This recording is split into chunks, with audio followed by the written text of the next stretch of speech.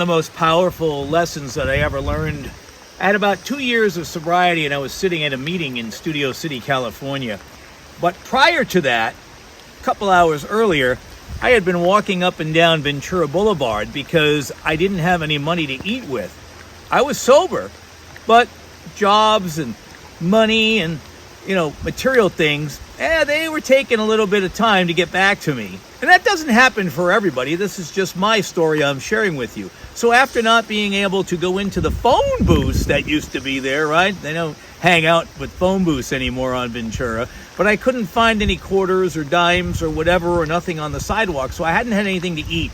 So I went into that meeting, and there's a gentleman there that cooked a 3-layer chocolate cake every Thursday night before the meeting. And I snuck into the kitchen without anybody seeing me. And before the meeting even started, I ate half of that cake. Now, they use that cake to celebrate people's birthdays for various lengths of sobriety. So wouldn't you know it, I get called on as the first person. The leader of the meeting says, "Rob, we'd like you to tell your story tonight." And I literally said, "Listen, in front of 150 people, I don't want to share, but my sponsor in the program told me that it's always my job to share something positive, no matter how challenging something might be going on in my life." And although I hadn't eaten that day, I shared with them that I went in there and I said, "I ate half of your cake before the meeting started." And I felt really bad about that. But here's what happened. The next woman that they called on right after me, Jennifer, she shared and she said, "Listen, I just got back from Mexico. I've been trying everything under the sun, but my doctor says I have to take both of my breasts off." Well, at that moment, I can assure you, I was no longer hungry. My full attention went to Jennifer and how could I possibly help her, as was the same for everybody else in the room.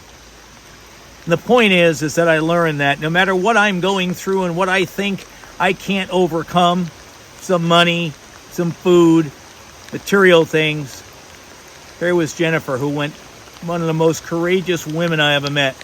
She went all over to Europe and everything and tried every method she could to keep herself alive because she loved herself that much and she knew that she had amazing value.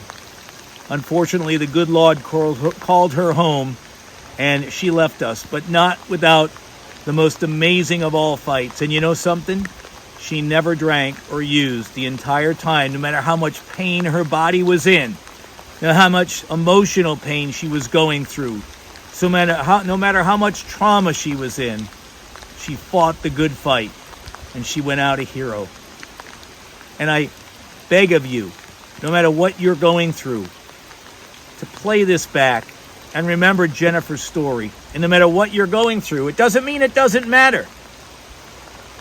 But somebody else is always there that you can help and make their day. Your story matters. You matter. And I pray that you'll find someone today where you can go out and share your life of purpose.